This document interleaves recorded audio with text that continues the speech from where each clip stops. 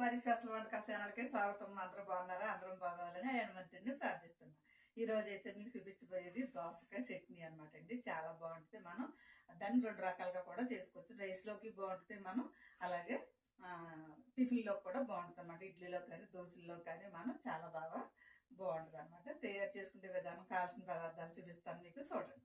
ఇది దోసకాయ పచ్చడికి ఈ సైజు కాయకి మనకి 10 పచ్చిమిరపకాయలు, 1 ఉల్లిపాయ, అలాగే కొద్దిగా చింతపండు, నిమ్మకాయ అంత సైజు అనమాట, కొంచెం ఎక్కువ, 4 స్పూన్లు నువ్వులు, కొద్దిగా జీలకర్ర, 1 స్పూన్ జీలకర్ర, 4 వెల్లుల్లిపాయ రేకలు, 2 స్పూన్లు నూనె, తగినంత ఉప్పు, కొద్దిగా కొత్తిమీర. మనం చట్నీ అంతా చేసేసుకున్నాక తాలింపుకి అనమాట ఎండుమిరపకాయలు, అలాగే జీలకర్ర, మనకి కరివేపాకు, ఆవాలు.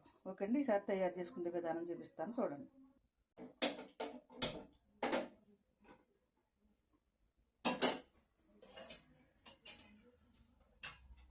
ఇప్పుడు గ్యాస్ ఇచ్చేసి మనం పెట్టేసుకున్నాం కదా, నూనె ఉంది కదా, మనం నూనె పోసుకుందాం. నూనె పోసుకుని మనం ఈ పచ్చిమిరపకాయలు అయితే నేను కడిగేసి ఉంచేసాను, మనం ముక్కలు చేసేసుకుని వేసేసుకుందాం. ముక్కలు చేసి పెట్టేసుకుని కొద్దిగా ఇలాగా చిన్న మంట మీద మనం మగ్గనిద్దాం. దోసకాయని కూడా శుభ్రంగా తొక్కంతా చెక్కేసుకుందాం. మనమైతే కాయ అంతా శుభ్రంగా చెక్కేసుకున్నాం కదా, ఈసారి కడిగేసుకుని తెచ్చుకుని మనం ఈ ఉల్లిపాయను కూడా చిన్న చిన్న ముక్కల కింద కట్ చేసుకుందాం.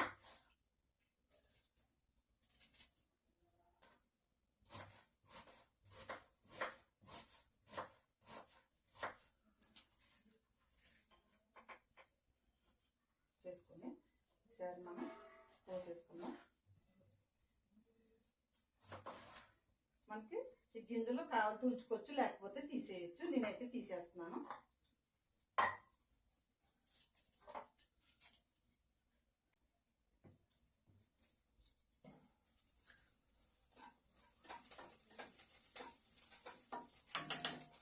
మనకి మిరపకాయలు అయితే ఏగినాయి.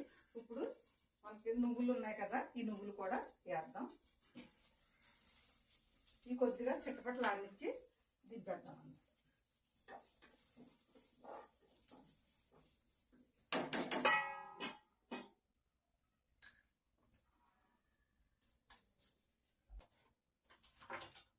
మనం ఇలాగా చిన్న చిన్న ముక్కల కింద ఇలా కట్ చేసుకోవాలన్నమాట.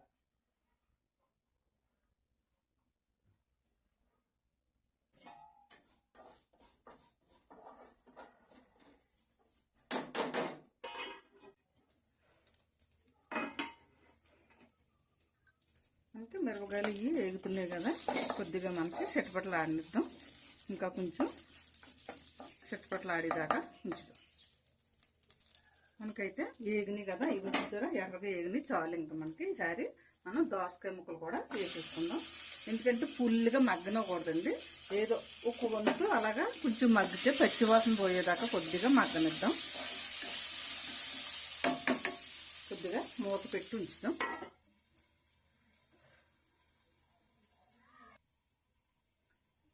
ఇందులోనే మనం తగినంత సాల్ట్ వేద్దాం.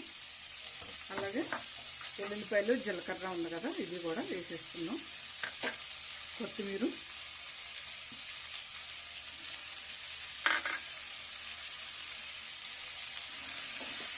వీటితో పాటు కొద్దిగా మగ్గితే బాగుంటుంది అన్నమాట.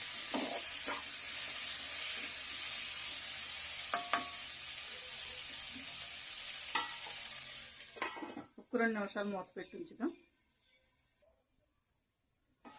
మనకైతే కొద్దిగా మగ్గింది కదా, చాలండి. ఇంకా మనం దింపేద్దాం. ఎందుకంటే కొంచెం పచ్చివాసన పోయేదాకా కొద్దిగా మగ్గనిచ్చాం.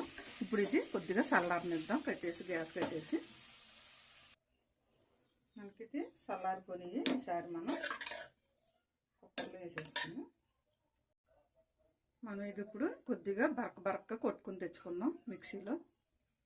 ఇప్పుడు ఇది మనం సగం చెక్క ముక్క కింద కొట్టుకున్నాం కదా, ఇప్పుడు ఇందులోనే మనం కొద్దిగా చింతపండు నానబెట్టుకుని ఉంచుకున్నాం కదా, ఈ గుంజితో పాటు వేసేస్తున్నాను. ఇందులో ఎక్కలోను మనకి ఏమన్నా తొక్కలాంటి ఏమన్నా ఉంటే శుభ్రంగా మనకి తీసేసి వేసుకోవాలి. ఉల్లిపాయలు ఇవ్వాలండి, నేను సగం ఉల్లిపాయలేమో ఇందులోకి పేస్ట్లోకి వేసేస్తున్నాను. మళ్ళీ ఇప్పుడు ఇది మిక్సీ కొట్టి తెచ్చుకుందాం. మనకి చక్కగా కొద్దిగా బరక్క చేసాము. మనం అన్నంలోకి అయితే ఇందులో ఇలాగే తీసేసుకుని కొద్దిగా మనం పక్కకు పెట్టుకుంటే మనకి మళ్ళీ మనం కొంచెం మెత్తగా కొట్టుకుంటే చట్నీలోకి పనిచేస్తుంది అనమాట. మనం రైస్లోకి కొంచెం వేడివేడి అన్నంలోకి మనం పక్కకి కొంచెం బరక తీసి పక్కన పెట్టుకుందాం. ఇందులో ఈసారి మళ్ళీ కొద్దిగా వాటర్ వేసుకుని కొంచెం పలసగా కొట్టుకుందాం. ఇదిగోండి మనకి కొంచెం నేను దాని మీద కూత మెత్తగా కొట్టాను అనమాట. ఎందుకంటే మనం ఇడ్లీ అయినా దోశలైనా నంచుకున్నప్పుడు దానికి అంటుకోవాలి కదా, అందుకని కొంచెం గట్టిగానే కొద్దిగా దాని మీద మరీ బాగా మెత్తగా కాదు కానీ కొంచెం లైట్ బరక ఉందన్నమాట. అంతే, కొంచెం దాని మీద కొద్దిగా ఎక్కువ కొట్టాం. ఇప్పుడు దీంట్లోనే మనం ఉల్లిపాయలు వేసేసుకుని మళ్ళీ దెబ్బ కొట్టొద్దు కానీ తిప్పుకో మామూలుగానే. ఇదిగో 4 నేను ఏంటంటే కొన్ని మన దోసకాయ ముక్కల కింద కూడా అప్పుడప్పుడు ఒకటి తగులుతుంటే నోటికి బాగుంటుంది కదా అని కొద్దిగా ఉంచాను అన్నమాట. మనం దీన్ని ఇలా కలిపేసుకుని బౌల్లో కూడా వేసేసుకోండి. మిక్సీ గట్ట కొట్టట్లేదు నేను.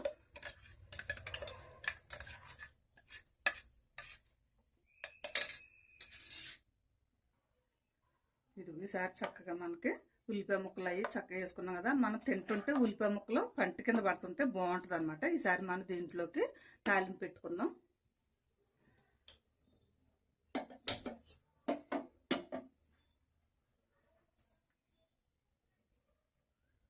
కొద్దిగా 1 స్పూను ఆయిల్ పోసుకుని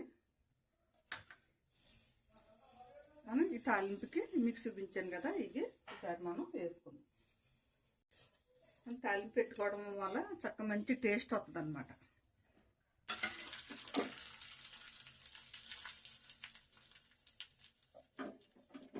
తాలింపు అయితే వేగిపోయింది. ఈసారి మనం ఇందులో కూడా వేసేసుకుందాం.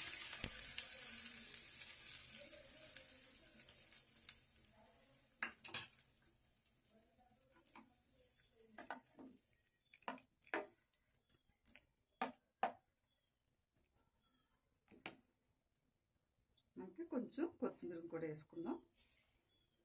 మనం ఇప్పుడు చక్కగా చూసారా మనకి ఎంత బాగా వచ్చేసిందో. నేను ఉప్పు గట్ట అన్ని చూసాను, మంచి టేస్ట్ వచ్చింది. చక్కగా ఉల్లిపాయ అది చక్కగా వేసినాము, పంటికి తగులుతుంటే బాగుంటుంది అనమాట. ఇది నేను రైస్లోకి అయితే కొద్దిగా బరక తీసాను, మనకి చట్నీలోకి కొంచెం ఎక్కువ ఉంచాను అనమాట. మనం ఇలాగా వేడివేడి అన్నంలో నెయ్యి చొక్కేసుకుని తింటే సూపర్గా ఉంటుంది అనమాట. ఓకే అండి, ఇప్పుడు చూసారా అంత బాగా వచ్చిందో. ఇదిగోండి దోసకాయ పచ్చడి అనమాట. కావాల్సిన పదార్థాలు తయారు చేసే విధానం మీకు చూపించాను కదా, మీకు నచ్చిందని అనుకుంటున్నాను. మీరు చేసే ఉంటారు కానీ నేను చేసింది ఈ టైప్లో కూడా మీరు కూడా చేసి చూడండి, చాలా బాగుంటుంది అనమాట. ఎందుకంటే నేను 2 రకాలుగా కూడా మీకు చూపిస్తున్నాను. ఎందుకంటే ఆ రైస్లోకి పని చేస్తుంది. మనం కొద్దిగా బాగా బరకగా తీసుకుని కొద్దిగా బాగా గట్టిగా తీసుకుంటే మనకి రైస్లోకి పని చేసేది. వేడివేడి అన్నంలో వేసేసుకోవచ్చు. చక్కగా కొంచెం మరీ అటు ఇటు కాకుండా కొంచెం లైట్ బరకగా ఉండేలాగా కొంచెం ఎక్కువ మెత్తగా ఉంటే బాగుంటుంది. ఎందుకంటే మనం ఇడ్లీలో ముంచుకున్న చట్నీ మరి అంటుకోవాలి కదా, లేదంటే మళ్ళీ మనం ఇలా పెట్టుకుని తింటుంటే పడిపోతుంటుంది అనమాట చట్నీ. అలా కాకుండా మనకు కొంచెం మెత్తగా ఉండేలాగా గట్టిగా ఉండేలా చేసుకుంటే మనకి బాగుంటుంది అనమాట. అందులోని నువ్వుపప్పు వేసి చేసేనేమో మంచి గుమ్మగుమ్మలాడతా చాలా బాగుందనమాట.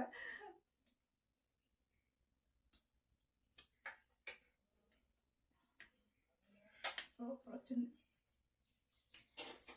పులుపు కారం ఉప్పు అన్ని చక్కగా జరుపుకున్నాయి అనమాట. మీరు కూడా ఎలా తయారు చేసుకుని తినండి. మీకు నచ్చితే షేర్ చేయండి, పిల్లకుండా సబ్స్క్రైబ్ చేసుకోండి. ఓకే అండి, మళ్ళీ ఇంకొక ఐటమ్స్ మీ ఎదురుకు వస్తా.